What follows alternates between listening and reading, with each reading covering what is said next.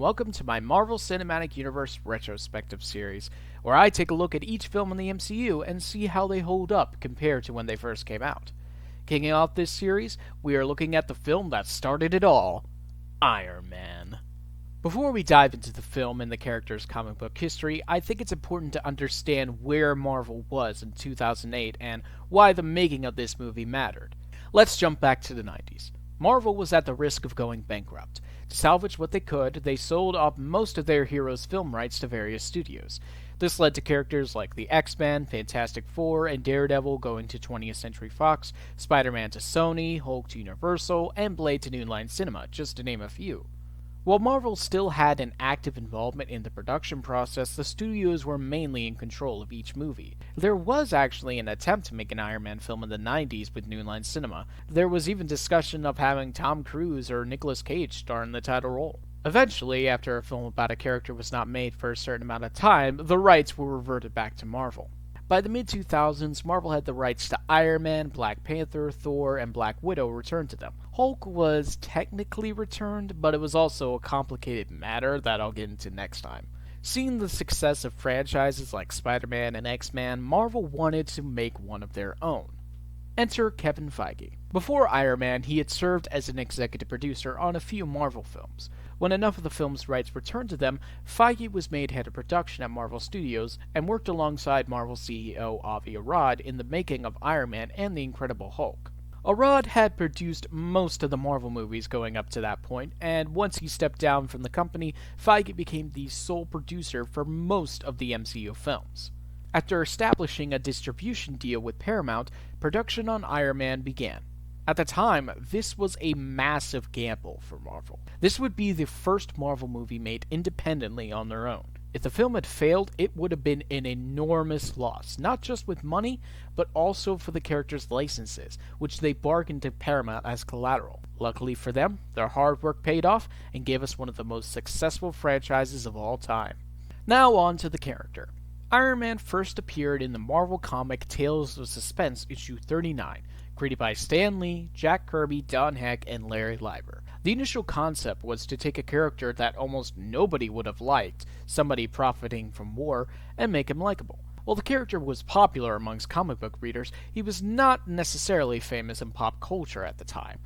He had a few appearances in some cartoons and an animated series in the 90s, but beyond that, he didn't exactly have the same power as Spider-Man or Batman. However, this was perfect for Marvel. Because this was a character that hadn't appeared in any significant adaptation before, this meant that there were not any substantial expectations or preconceived notions for the movie, which made it a massive surprise for critics and audiences. It was also good to have a relatively unknown IP for the start of a franchise to alleviate some of the pressure. And because of this movie, the character of Iron Man is as well known as he is today. But does that mean the film itself holds up? Well, let's find out. The film opens with a military convoy in Afghanistan. Tony Stark, played by the iconic Robert Downey Jr., is being escorted. While making small talk with soldiers, the convoy is attacked and almost everyone but Tony is killed. As he tries to run, a bomb that he made goes off and severely wounds him. He is then taken prisoner by a group of terrorists who are seemingly holding him for ransom. This opening is a masterclass in story and character setup. We get a good idea of Tony's personality and are instantly invested when he's attacked. All good movies have a hook that brings the audience into the film world, and Marvel played it smart by having it be the opening. After the title card, we cut to 36 hours before, where we are given an exposition dump in a rather unique way. There's a ceremony honoring Tony Stark due to him and his company's contribution to war efforts. We get a breakdown of his past. Tony was a prodigy, just like his father Howard Stark.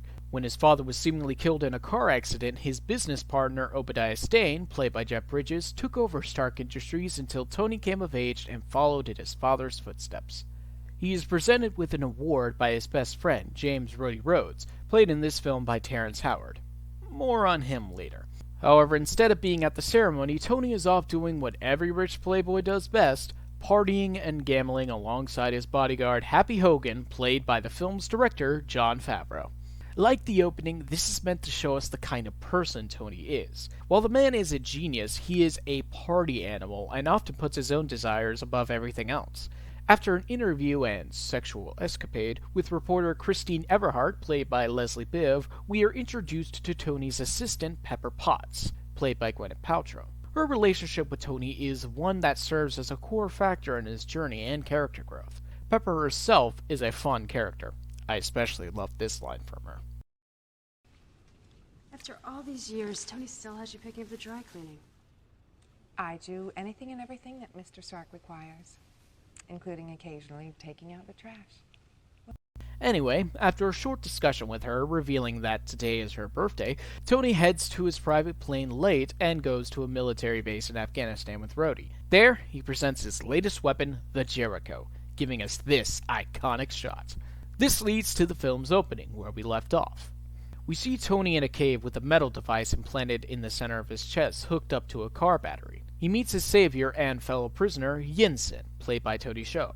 Yinsen explains that the metal piece is an electromagnet holding the shrapnel from the bomb in his chest and keeping it from entering his heart. The captors are revealed to be an organization known as the Ten Rings. In the comics, the Ten Rings were led by the Mandarin, who had alien origins.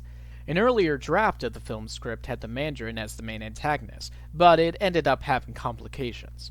So they removed him with the potential to appear in a sequel, something we'll eventually cover in this series. In this version, the Ten Rings are a terrorist organization led by Raza, played by Farhan Tahir, or at least he leads this section of the Ten Rings. Again, that's for another time.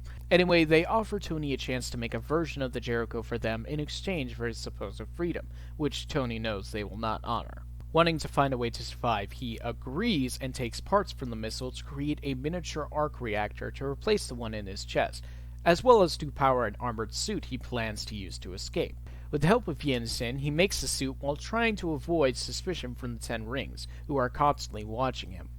Eventually, he finishes the suit and puts it together while Yinsen distracts the guards. He then suits up and makes his escape. This here is a recreation of the original suit from the comic he debuted in, which is a fantastic homage.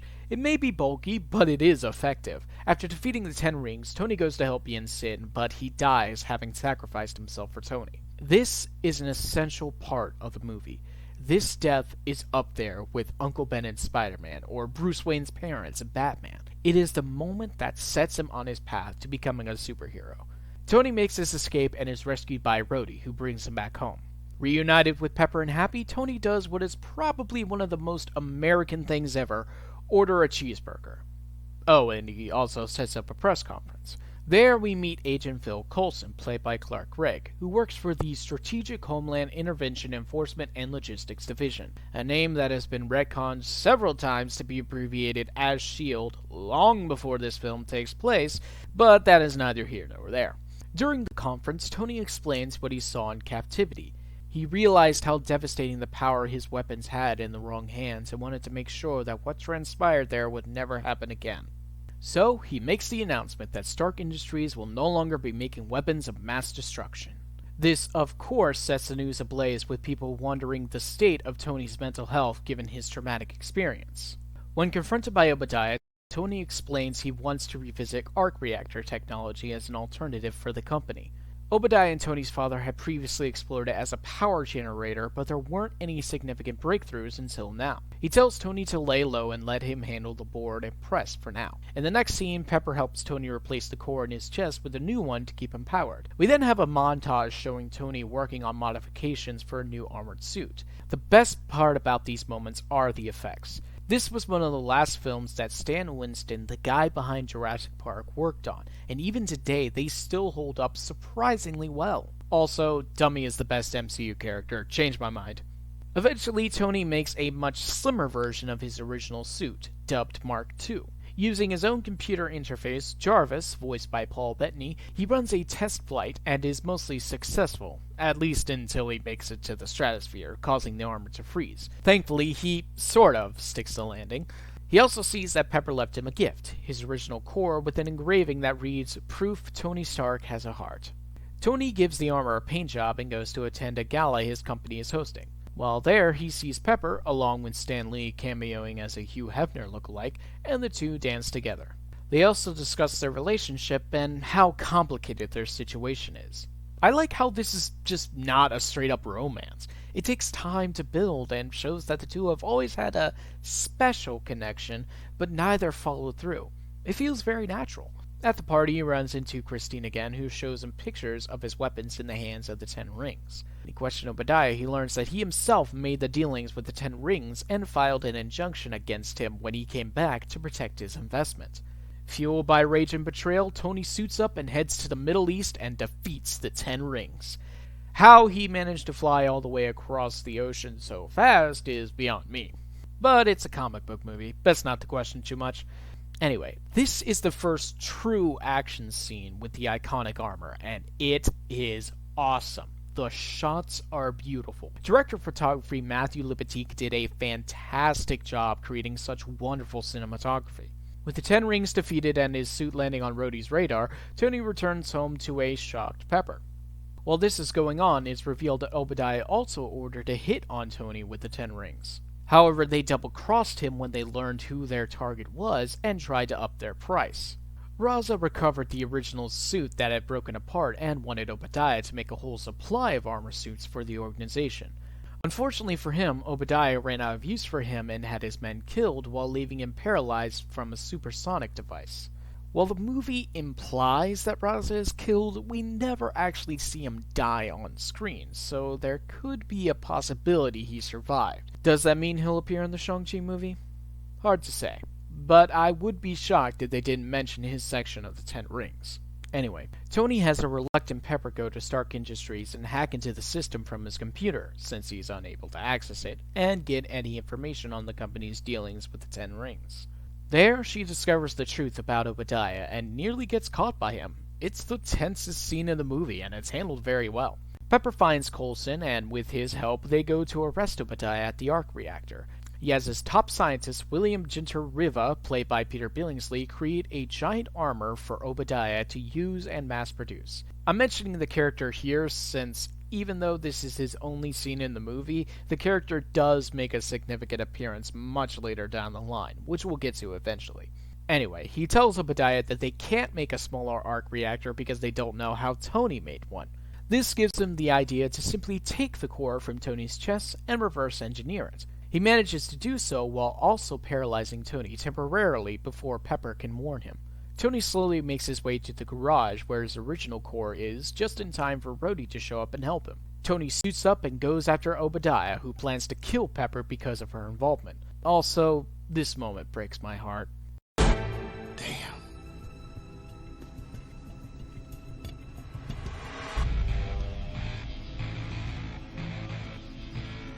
Next time, baby. Sorry, Terrence. Anyway, Pepper and Coulson make it to the arc reactor where Obadiah suits up as the Ironmonger. The suit he creates is like a towering giant and looks very intimidating. This was achieved with a mix of puppetry and practical effects, and the two blend wonderfully for this armor. Tony manages to show up just in time, and he and Obadiah face off in the movie's climactic battle. This was the effects team's shining moment. From the practical explosion to the CG aerial fights, it's a great showcase of what Marvel could do independently. Eventually, the fight leads to the roof of the reactor building. Tony gets the idea to overload the reactor and has Pepper prepare it while he tries to get away in time. Unfortunately, he gets stuck with Obadiah going through the typical villainous "I win" monologue. He tells her to do it anyway, and the reactor explodes and electrocutes Obadiah, causing him and his suit to fall through the building and die. Tony luckily survives, with his core absorbing the extra energy. We cut to the next day, where Rhodey and S.H.I.E.L.D. help Tony put together a cover story for the incident. However, his alter ego makes headlines, with people calling him Iron Man. Tony quickly grows fond of the name and the attention he gets, so much so that at first he tries to stick to the script laid out for him, but is unable to help himself. And so the film technically ends with Tony declaring his secret identity to the world.